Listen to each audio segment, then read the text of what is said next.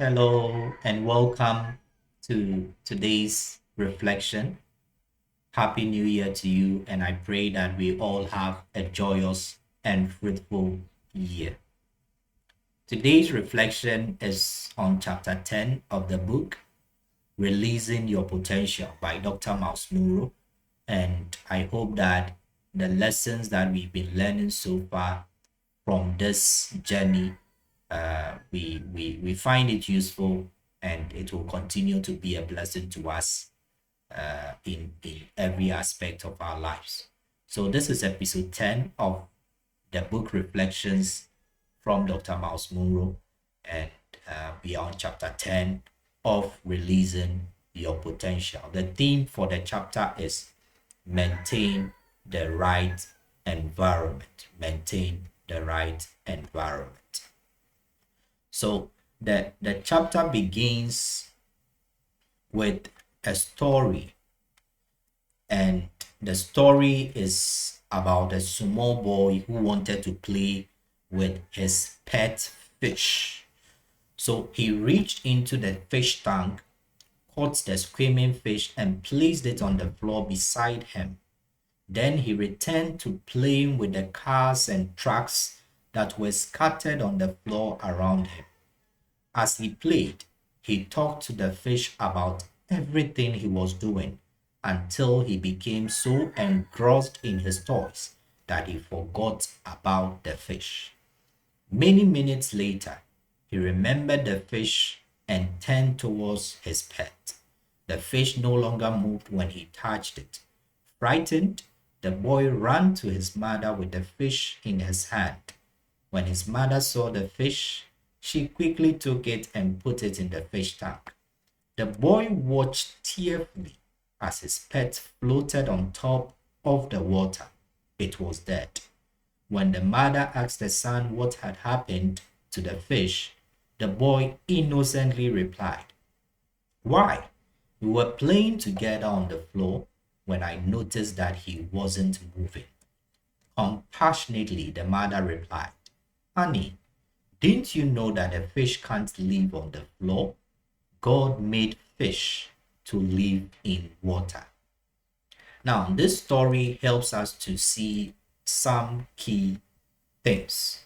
And in our development as people, in human development and progress, one of the key factors that we cannot discount is the environment, physical environment, the psychological environment, the social environment. Wherever you find yourself in can and will significantly influence you.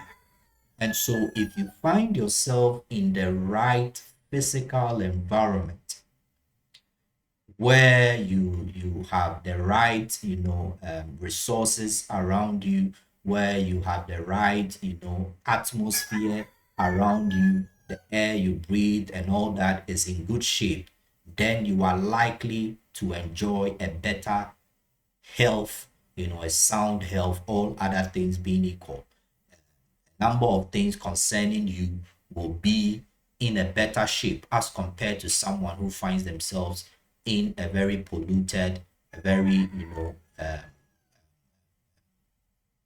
aggressive physical environment that is filled with a lot of danger. The right psychological environment, the right belief systems, the right environment of people who speak about your abilities and how you can make it and all that can significantly influence and affect you. So the psychosocial environment, the physical environment is very key to our development and progress as individuals. And from this story, two things stand out for our reflection. The first thing is that the fact that you are innocent does not in any way mean that you make the right choices. This little boy was innocent. This little boy loved his pet so much. He wasn't in any way intending to harm his fish. He was, as many of us, people that have amazing dreams. We have so much that we want to do and we want to become. We are not in any way, looking to kill our potential. So we are innocent, just like this little boy who just wanted to play with his fish. He was an innocent person, but that did not mean that he couldn't make the wrong choices. Number two, ignorance will not cover up for our negligence. Ignorance will not cover up for our negligence. It is said that ignorance is not an excuse when it comes to the law. And as we have established before, God, in creating man and in creating the earth, has set in motion natural laws that govern man and all of his creation. And one of the laws is that when we find ourselves in the right environment, we will flourish. And if we find ourselves in the wrong environment, we are inevitably going to die. And so this fish in the story of the little boy was taken out of its environment. The ignorance of the boy meant that he took this fish out of its natural environment, out of its proper environment, violating the law of context, violating the law of environment, the right and correct environment. And so the fish was struggling for life, and this boy thought that he was just playing and enjoying the company of his fish. His ignorance did not make up for his negligence. The fact that he did not know that the fish will not survive outside the water, as he later got to learn from his mother, did not change the consequence of his negligence. The pet died, notwithstanding how much love he had for the fish, notwithstanding how much we so cherish our dreams and aspirations in life. No matter how much we believe that God has given us potential and we know that he has indeed blessed that with a lot of resources, as we established in the previous episode, if we find ourselves taken out of the correct environment that God has designed us to flourish in, we will die just as the little fish. The innocence of our vision and dreams will not change the consequence of our negligence, and the ignorance of what environment is right for us will not also change the consequence of our negligence. And in all of this, we see the role of the mother coming in and establishing what we have also said in previous episodes, that God is the source of all potential. And for us to understand how he created us and how he designed us to function, we need to go back to him.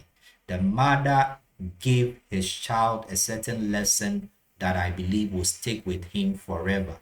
Didn't you know that a fish can't live on the floor? God made fish to live in water. That ignorance of his, after that negligent behavior of killing the potential of his beloved fish, I'm sure he learned a lesson by going to the mother, and the mother corrected him in a way and helped him to see that there is an environment that is right for a fish, and notwithstanding how much you loved the fish as your pet, you killed it because you violated its right environment as it was created to live in. So what are some of the key things that we need to be aware of? Number one, we need to beware of a wrong environment. We need to beware of a wrong environment. And violation of environment always produces death. Vegetation that is planted in parched ground will eventually wither and decay. Wildlife that lives in drought areas will die from dehydration and starvation. Fish that live in polluted waters will become sick and die. The Bible tells a story that illustrates this principle. So before we get into the Bible stories that illustrate the principle of violation of environment, let's Take a moment to reflect on this. Fish that live in polluted waters will become sickly and die. So, in reference to the story from the beginning, we see how the fish that is taken out of its environment, which is water, can die and will die because it has been, taken out of its natural, uh, lawful environment. On the other hand, the fish can be in water and still die if that water is polluted. We have a lot of fishes that are in danger because of the chemicals that are being used in fishing and the pollution that is happening to water bodies across the world. And so the fish may still be living in its natural environment as God designed it to be. But if that environment becomes polluted, if that environment becomes filled with things that are not supposed to be part of that environment, then the death of that fish is inevitable. So sometimes we may still find ourselves in the right environment, so to speak. However, once that environment that we naturally would have grown in, would have released our potential in, begins to become polluted with the wrong belief systems, polluted with the wrong thoughts, polluted with things that are not supposed to be part of it, we will soon become sickly and we will die, although we remained in water, which is our natural habitat. So it's important that we are not only in the right environment, but we are also careful of the kinds of things that come into that environment. So the physical environment is not enough to be in. The psychological, mental environment, the intellectual environment, the social environment within that physical environment is critical to whether or not we'll survive, whether or not we'll strive, and whether or not we'll fully release our potential. So back to the story that is told in this particular chapter. Violation of environment always produces death. This is the first key thing we need to be conscious of.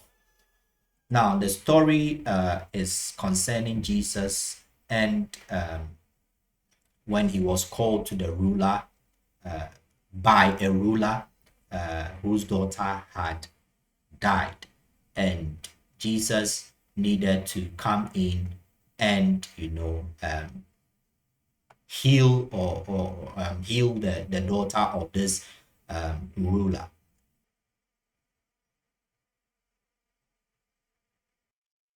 And this ruler was a man called Jairus. So Jairus's daughter had, fallen ill, and because he had heard of the wonders that Jesus had been doing, he had faith that he could heal his daughter.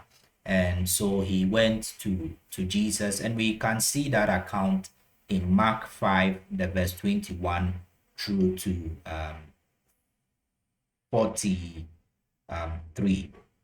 So we find that Jesus was willing to help Jairus by healing the daughter. However, on the way, there was this encounter with the woman with the issue of blood, for who had been suffering from this condition for 12 years, constant bleeding. And she drew closer and touched uh, the the the the robe of Jesus because she believed that that would help heal her of her condition. And indeed, she was healed by the touch that she had on Jesus's robe, the hem of Jesus's garment. And Jesus felt that virtue had gone out of him. So when you read the verse 30 of Mark 5, it says Jesus realized at once that healing power had gone out from him. So he turned around in the crowd and asked, "Who touched my robe?" So there was a distraction, so to speak, on the way to heal the daughter of Jairus. And Jesus uh, was was was was in a position where he wanted to find out who had touched her. And while this was happening, while he was trying to find out who had touched him and all that, word came to him and Jairus that his daughter had passed, his daughter had died. So the verse 30 5. While he was still speaking to her, messengers arrived from the home of Jairus, the leader of the synagogue. They told him, "Your daughter is dead. There's no use troubling the teacher now." 36. But Jesus overheard them and said to Jairus, "Don't be afraid, just have faith." So that is the account. And when Jesus got to the house of Jairus, he realized that there were a lot of people around. There were a lot of people crying. There were a lot of people, a lot of commotion all around. And he knew immediately that this is the wrong environment for a miracle to happen. There's a potential for this girl to come back to life. Probably she died because of this kind of environment that was all around. The environment was ill. The environment was full of negativity. The environment was full of people who were not right for healing to happen. So Jesus understood the importance of having the right environment so that even in that moment of a little girl who was ill and who had died, there could be a miracle, there could be a comeback. So what he did was that he sent out all the people. The unbelief and mockery of the crowd produced the wrong environment for a resurrection. So Jesus had to change the environment. And so when we see the verse 37, then Jesus stopped the crowd and wouldn't let anyone go with him except Peter, James, and John. So the people he carried along with him to the house of Jairus. And when they came to the home of the synagogue leader, Jesus saw so much commotion and weeping and wailing. He went inside and asked, "Why all this commotion and weeping? The child isn't dead, she's only asleep." So he made a remark that the child isn't dead, she's only asleep. Sometimes your potential may be lying dormant because of the kind of environment that is around you. The unbelief, the mockery, the criticism can be what is stopping you from releasing your potential. And so the potential may be lying there dormant. It isn't dead. It isn't the fact that you don't have the potential to become a leader. You don't have the potential to become the best at what you do, the potential to rise in rank. But that potential lays hidden, lays unused because of the environment that you find yourself in. The wrong psychological, physical, social environment is what is keeping you from releasing your potential. 40. The crowd laughed at him, laughed at Jesus, but he made them all leave. And he took the girl's father and mother and his 3 disciples into the room where the girl was lying.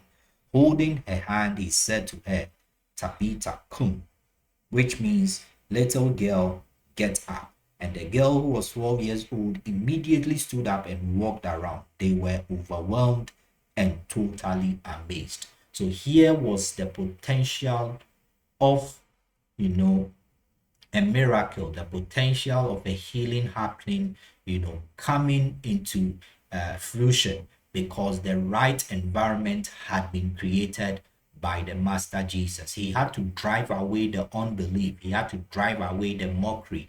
He had to drive away all the people that were causing commotion and were causing confusion within that environment that was yearning for the release of a certain potential. The resurrection happened because the right environment was created.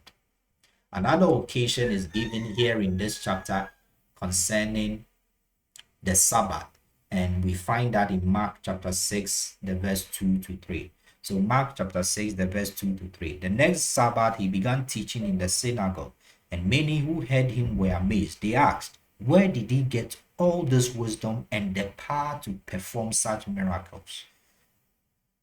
Then they scoffed. He is just a carpenter, the son of Mary, and the brother of James, John, Judas, and Simon. And his sisters live right here among us. They were deeply offended and refused to believe in him. Then the verse 5, and because of their unbelief, he couldn't do any miracles among them except to place his hand on a few people and heal them.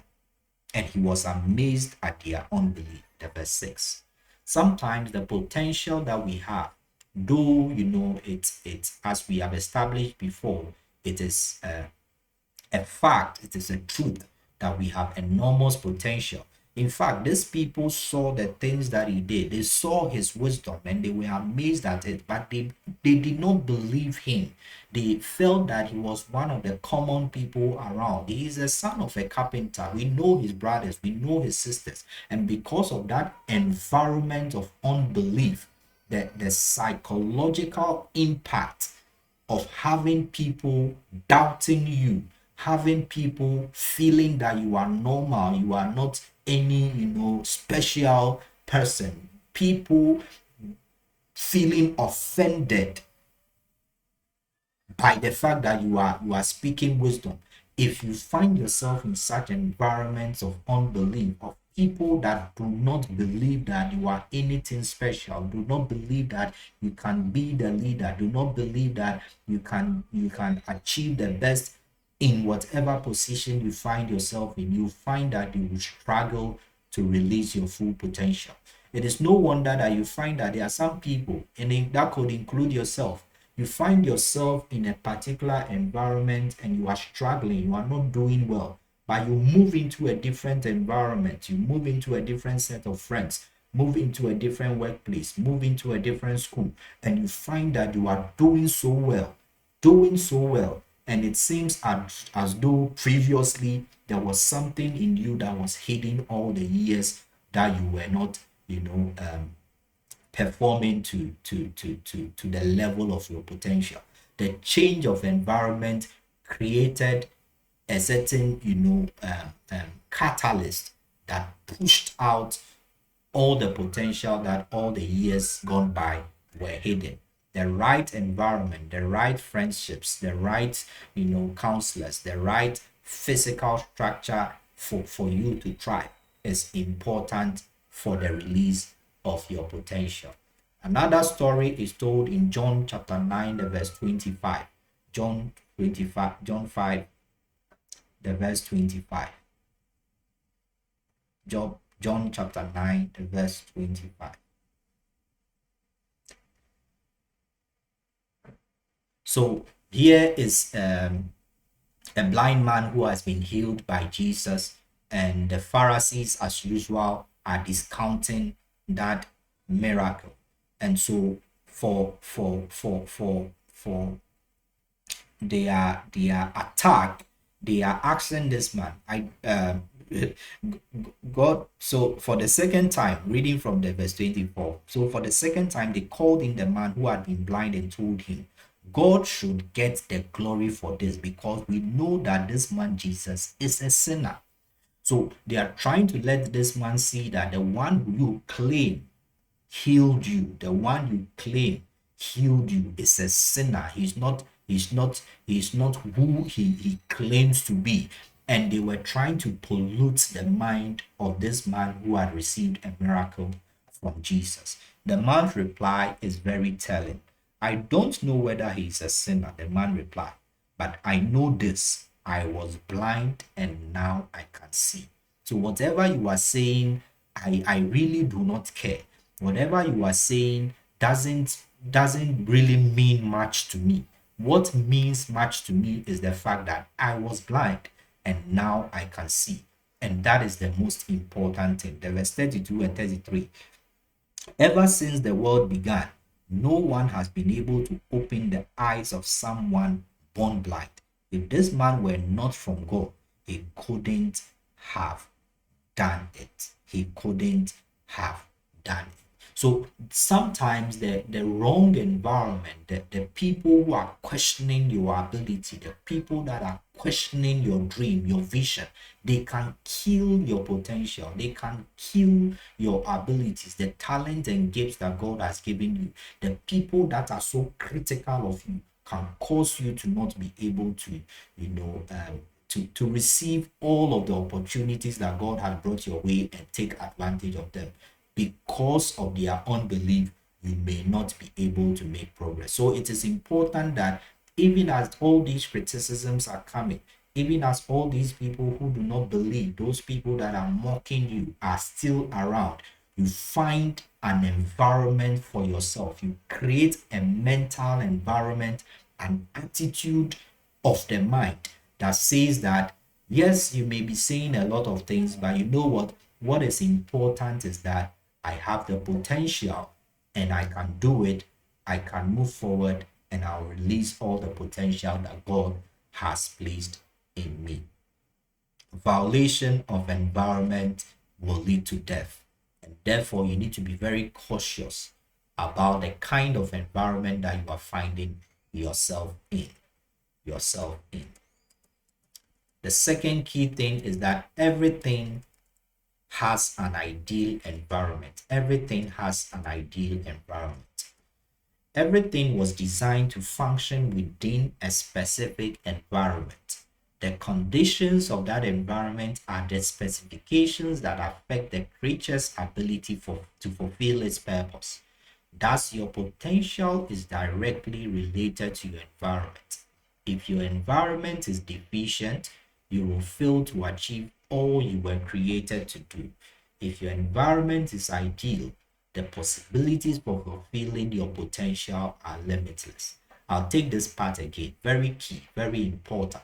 If your environment is deficient, if your environment is polluted, if your environment is filled with filth, filled with mockery, filled with a lot of instruments and resources that should not be there, you will fail to achieve all you were created to do. However, if your environment is ideal, if your environment is filled with the resources that are needed for your progress, filled with the right friendships, filled with the right, ideas and belief systems, the possibilities for fulfilling your potential are limitless. There will be no limit to what you can do and achieve. What happens in your life is determined by who you live with, who you keep company with, where you spend your time, and what you feed your mind with. The mind is so powerful. The mind is so critical to our abilities and its, release, that whatever you are feeding yourself with, the music you are listening to, the movies you are watching, the things you are paying attention to, the books you are reading, all the things that you are getting into your mind will significantly influence the outcomes of your life. So your friendship, show me your friend, I'll show you your character. Who you keep company with. The scripture says that he who walks with the wise will become wise, but the one who keeps company with fools will soon fall into danger. So the people you keep company with, the people you live with, where you spend most of your time. If you are spending most of your time at the club, spending most of your time gambling and playing with people who have no real vision for their life, you are soon finding yourself in poverty. Poverty will be knocking at your door, as the scripture says, because you are becoming a lazy man, or you have become a lazy man because of the people that you spend time with. You would not be able to release your potential, and you find yourself struggling because of the environment you have found yourself in. The atmosphere on the inside is influenced by the conditions on the outside. The atmosphere on the inside, the potential that you have, all the abilities, all the gifts, all the talents will be influenced by the conditions on the outside. The atmosphere of your home must be consistent with the conditions that God originally established for your ideal environment all your potential will be wasted.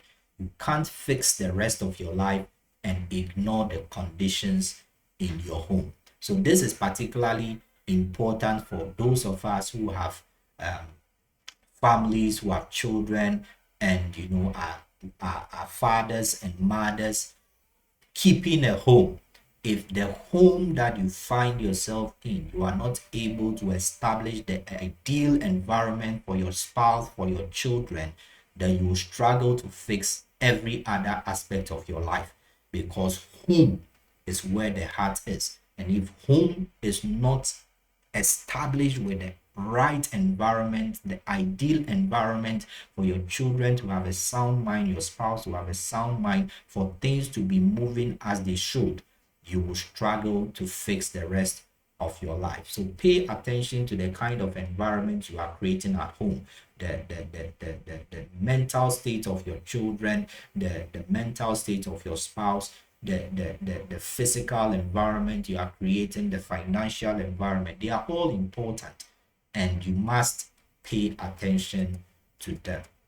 The third key thing is to understand man's ideal environment. Man's ideal environment. God has planted a treasure in you. That treasure will never be released unless you learn the conditions of your ideal environment and make the effort to keep your environment in line with those conditions. God set your ideal environment when He created a garden in Eden and put Adam in there. So we see a description of how God created the right environment for Adam in Genesis 2:8-10, and the whole account of creation. So number one, God created the garden. So He creates the garden, He creates the physical environment, and God planted the garden. So now he sets all the plants, all the what the streams and all that, and he makes sure that all the key things that are needed in the garden are put in there. So He planted the garden. Number three, He organized the garden, making sure that it is in the right balance for the man that He wanted to occupy it. God's presence was in the garden. He was there in the garden. If you read the account, God was in there, and man could have a relationship with Him anytime, any day, anywhere. And number five, God provided everything that man needed to live in the garden. So aside His presence that was in the garden to allow for fellowship with the man anytime, any day, anywhere, He made sure that everything that the man needed to live in the garden was placed in there. God is at the center of man's ideal environment. That's why life without God is unproductive and unfulfilling. You cannot live outside the environment God designed for you, because you need God's presence. You need a relationship with Him that encourages fellowship and obedience. You need the assurance that He will provide for you and direct your steps. You need the guidance and challenges laws and commandments provide. And anything less will retard and cancel your ability to function according to God's plans and purposes. And this is very important. We have established over time that God is the source of all potential. And because He's the source of all potential, He's the one that created you, He must be at the center of the environment that is needed for your development. So it's important that you understand your source, which is one of the key things we discussed in a previous episode. Understand your source, very important, and understand all the things that your source has designed you with, the resources He has provided. Understand your function. All this is critical when you understand the place of God in creating the ideal environment for you to release your potential. Outside of Him, you are a wreck. Man is a wreck outside of God's environment. Outside of Him, you are nothing. You can do nothing of your own. You will struggle, and you would not be able to fulfill all of the potential that God has hidden in you. So God must be the center of the environment that you need. Go to Him. Ask Him to help you to understand the right people that you need to develop your potential.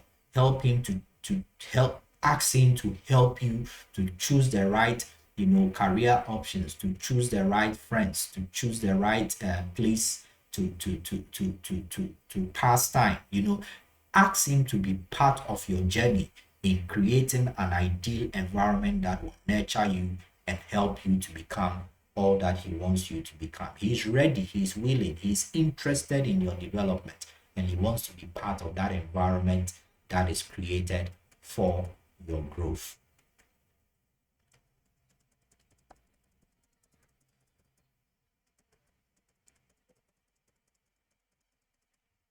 So let's take some final thoughts from the chapter, and this is under the sub theme help in the midst of helplessness. So after man fell, and the wages of sin, that is death, and the death of many in the spiritual sense, and many potentials that have gone wasted because of the nature that man inherited, the nature of sin. There's an episode we did on what happened to the real you. I would encourage you to listen to that, and you would understand how the fall of man really impacted on the potential that we have. However, in all of this helplessness, God made a provision for us. And in this provision, we find the story in Luke chapter 15, verse 17 to 20 of the prodigal son. Very, very instructive.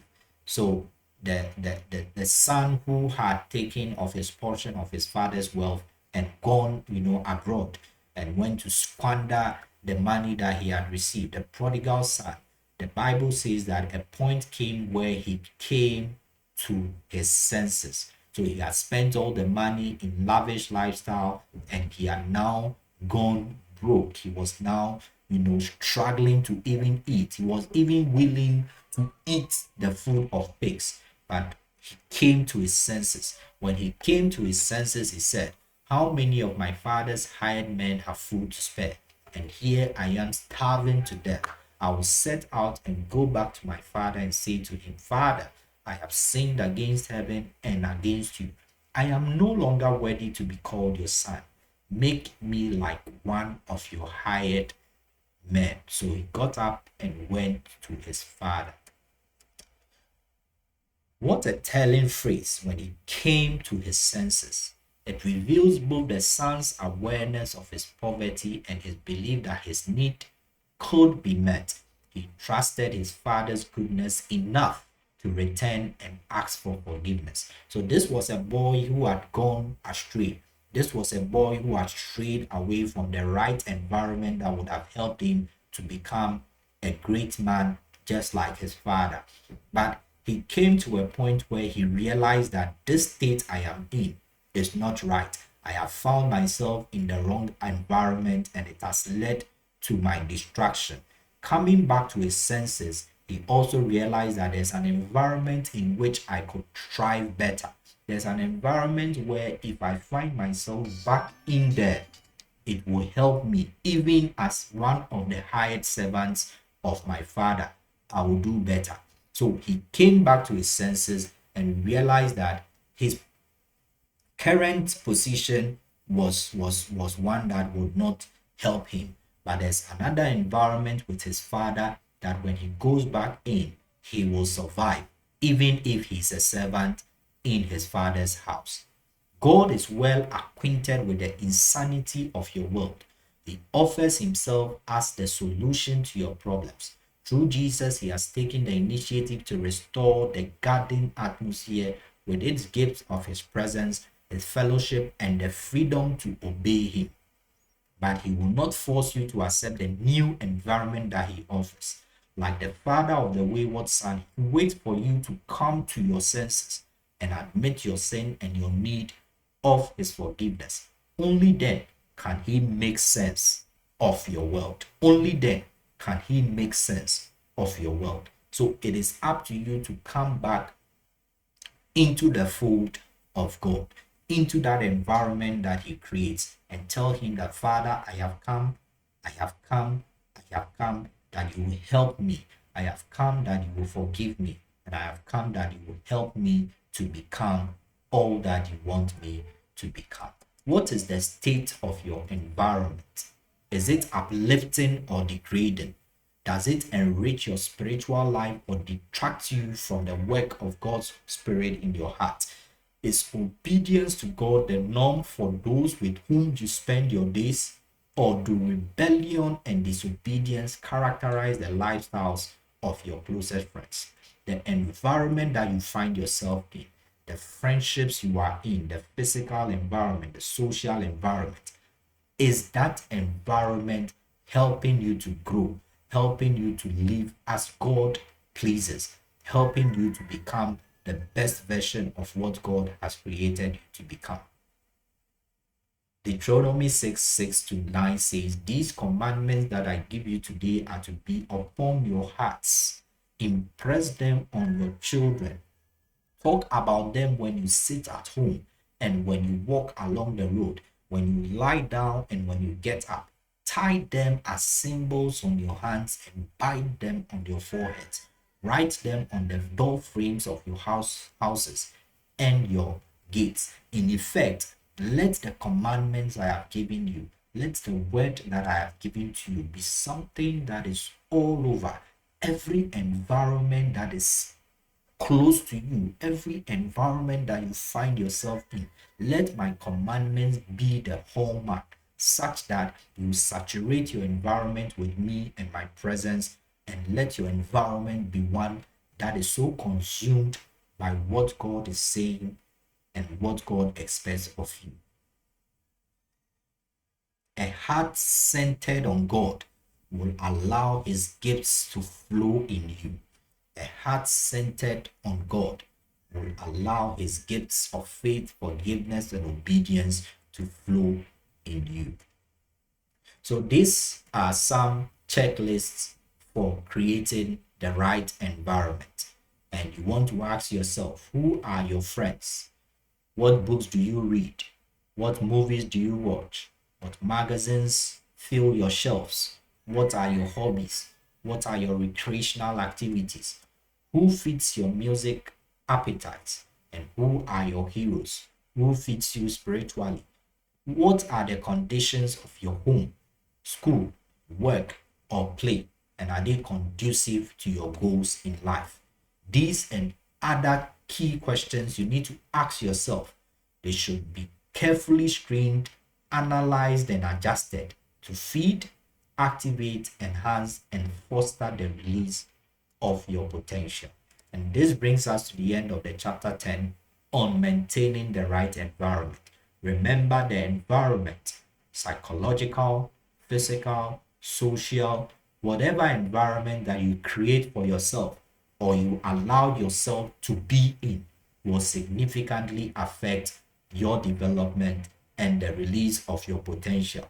Remember the little boy who was so innocent, who never wanted to kill his fish, but out of his ignorance, he caused the death of the little fish by taking it out of its correct and right environment and trying to play with this fish. He forgot about the fish and the fish died because it didn't have the environment that would ensure that it stayed alive and released its full potential.